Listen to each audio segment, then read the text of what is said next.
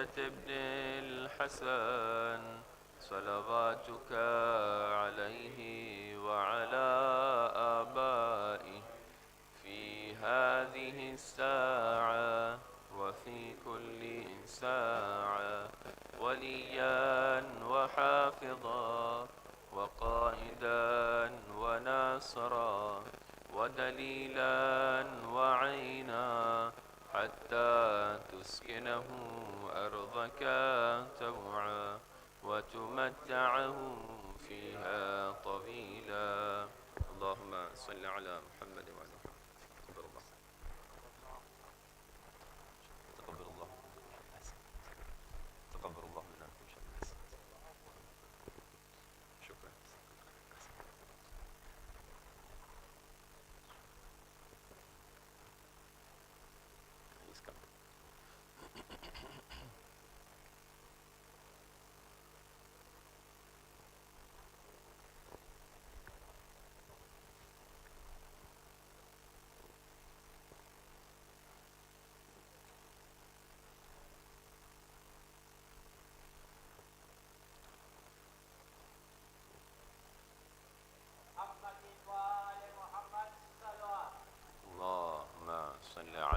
محمد وآل محمد.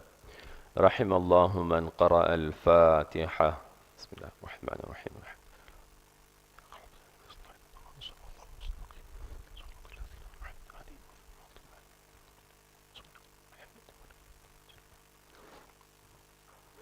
أعوذ بالله السميع العليم من الشيطان اللعين الرجيم. بسم الله الرحمن الرحيم.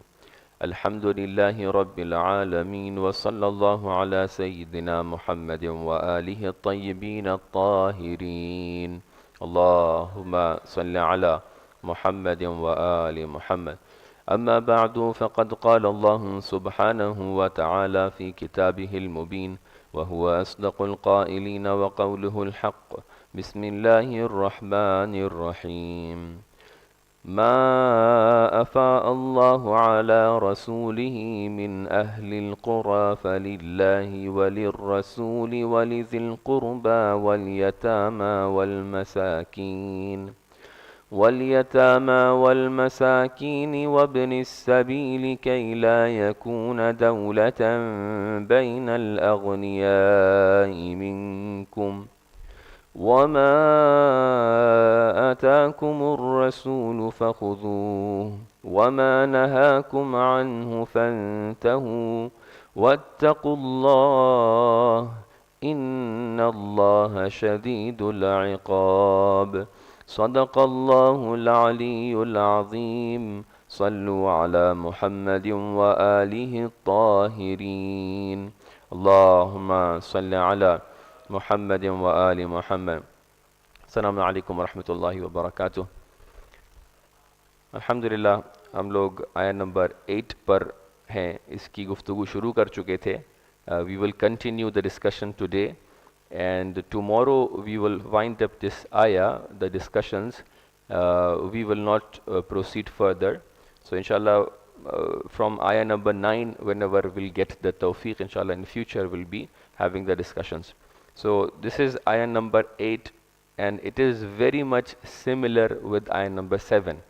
So ayah number 7 starts with وَمَا أَفَاءَ اللَّهُ عَلَى رَسُولِهِ مِنْهُمْ, like this, فَمَا أَوْجَفْتُمْ. Again ayah number 8, مَا أَفَاءَ اللَّهُ عَلَى رَسُولِهِ مِنْ أَهْلِ الْقُرَى. So a person who is looking into the ayat, he might be thinking, why repetition? Why there are two ayat similar to each other? But I was thinking about the same. So Mufassirun have presented different reasons.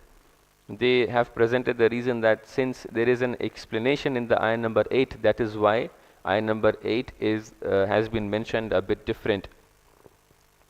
I was thinking, when I'm coming to the environment of this ayah, I'm feeling in ayah number 7 and ayah number 8, the difference is the theoretical aspect and the practical aspect. Or rather, I would say ayah number 7 is related to aqaid, and ayah number 8 is related to ahkam and fiqh. Why is that? The reason behind is that in ayah number 7, Muslimin were not very much okay. They were not convinced that what is the reason behind fay, whether this wealth should be given to common Muslims or it should be given to Rasulullah, it should be given to whom. So you see, Allah subhanahu wa ta'ala here in the ayah number 7 first comes to Muslims, convinces them that see, this is for Rasulullah. This is the theoretical discussion. This is the theological discussion.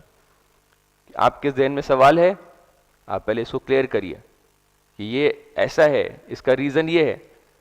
After giving the philosophy and wisdom behind it, after giving the reasoning behind it, अब कौन सा मरला आता है? Now comes the details.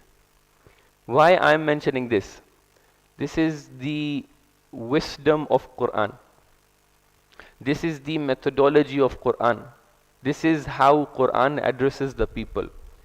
ये बहुत ज़रूरी है हमारे लिए सीखना.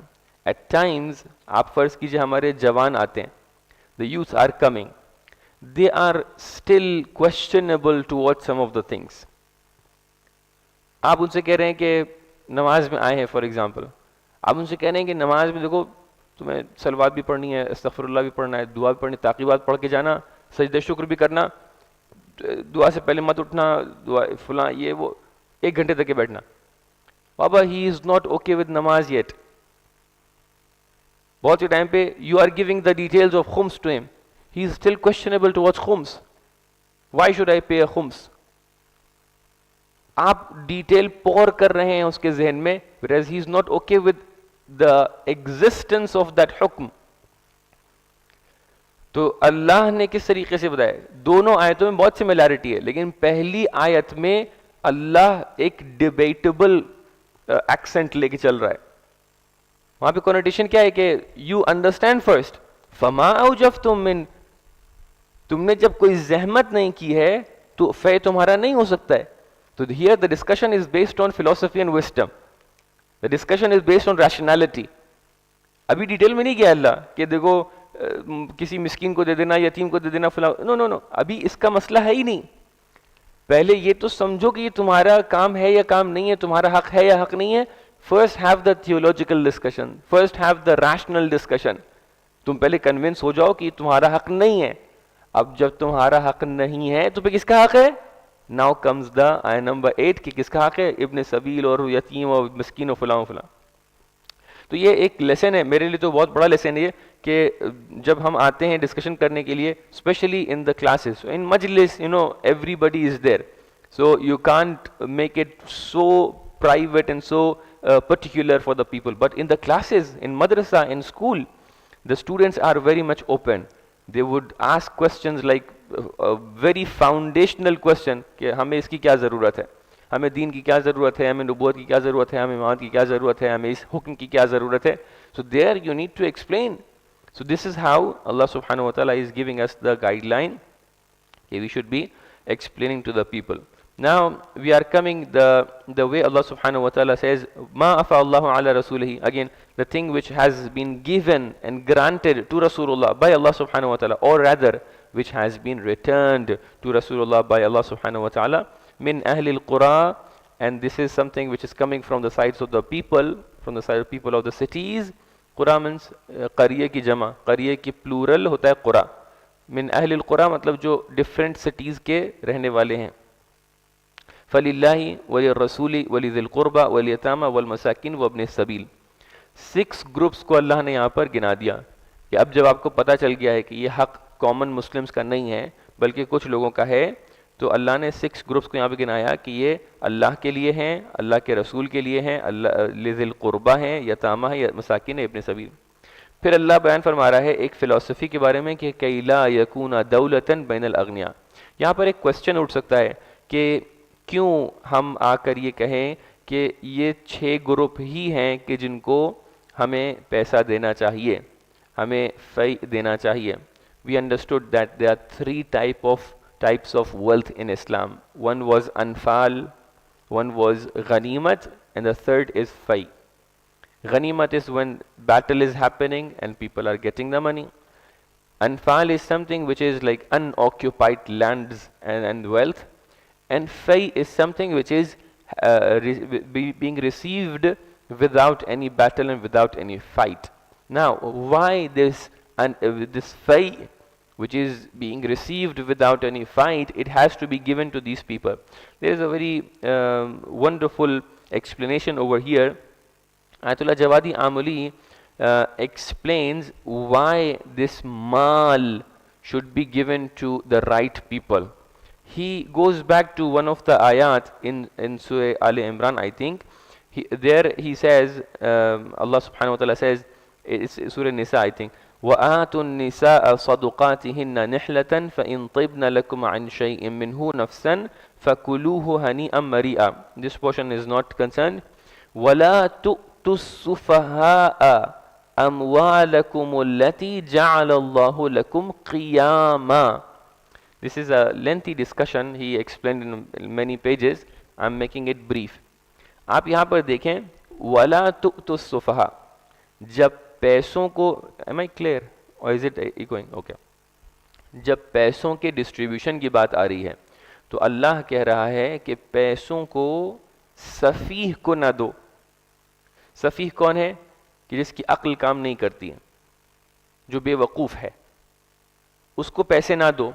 क्यों पैसे ना दो उसको? अल्लाह कह रहा है क्योंकि अल्लती जअलल्लाहु लकुम क़ियामा, हमने पैसों को तुम्हारे लिए क़ियाम बनाया है. क़ियाम का मतलब क्या है? जब इंसान खड़ा होता है इसको बोलते हैं क़ियाम. फ़कीर और मिस्कीन का मतलब क्या है? हम लोग कहते हैं फ़कीर वो शख्स है जिसके पास पैसा नहीं है.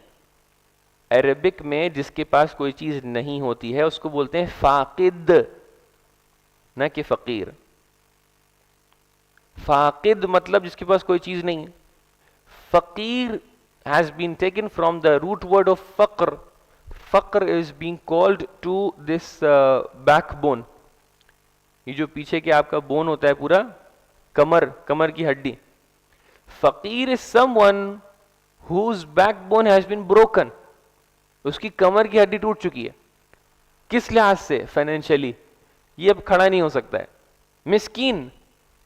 मिस्कीन हैज बीन टेकन फ्रॉम सुकून. सुकून और सकना का मतलब होता है रहना कहीं पर. कहते हैं मिस्कीन को मिस्कीन क्यों कहते हैं? बिकॉज ही सकना फिल अर्व, ये जमीन पर बैठ गया है, अब उठ नहीं सकता है. तो अल्लाह ने पैसा बनाया है खड़े होने के लिए.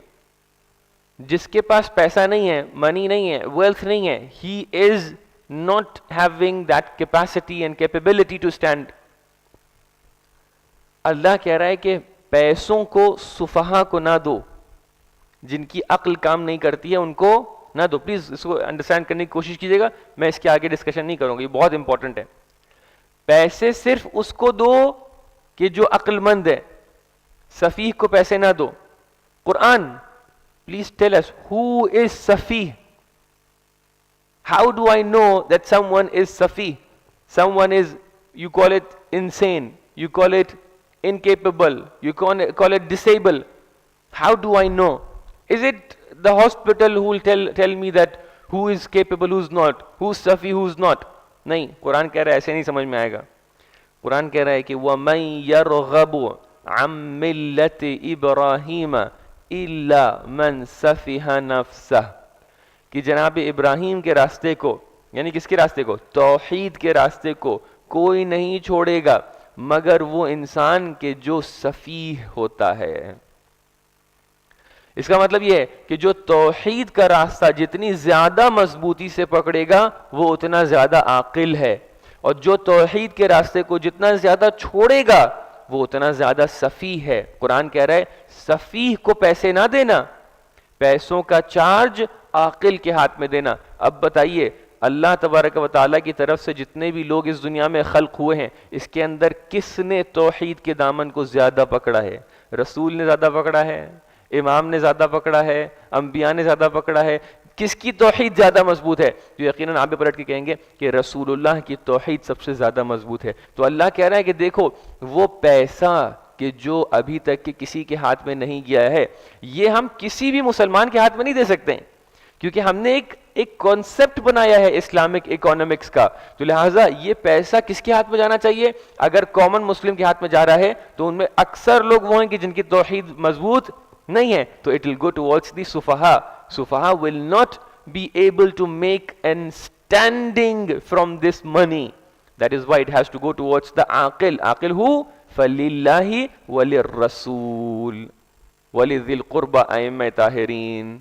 इसका मतलब ये है कि जो उक़ला हैं वो ये हैं, इनके इख्तियार में जब पैसा जाएगा तो दे विल टेल अस कि कहां पर सही जगह खर्च करने के लिए। This is the reason why we are having सहम इमाम। सहम इमाम क्यों इमाम को दे रहे हैं? ऐसे इमाम को दे रहे हैं gift? No, it's not a gift, it's because वला तुअतुस्सुफहा अमवालहुम अल्लती जअलल्लाहु लकुम क़ियामा। पैसा उसके पास जाना चाहिए कि जो आपके मुआशरे को स्टैंड कर सके, आपके मुआशरे को कुदरत दे सके कि वो मुआशरा। We are not talking about individual फक्र and individual that capability and strength. We are talking about society level, communal level strength, financial strength, economy strength. This can be only established by Rasulullah and by Imam Masum. This is how Quran goes. It's a bit I know technical, but when you put these things especially on a paper, you will understand this is so much connected and so much logical, the way Allah subhanahu wa ta'ala has explained. Inshallah, tomorrow I'll cover this kay la yakuna dawlatan bayna al-aghniya. This is also related to the Islamic economics, and inshallah I'll try to explain the philosophy behind it. अल्लाह तबारक व तआला की बारगाह में दुआ करते हैं कि परवरदिगार हमें तौफीक नसीब कर कि हम कुरान को बेहतर समझ सकें और कुरान को अपनी ज़िंदगी में अमल पैरा कर सकें। परवरदिगार हमारे वक्त के इमाम के ज़ुहूर में ताजील फरमा, हमें उनके आवान व अंसार में शरीक फरमा। बिन नबी व आलिही रहमल्लाहु मन क़रा अल फ़ातिहत मअ अस्सलावात। अल्लाहुम्मा सल्लि अला मुहम्मद व अला।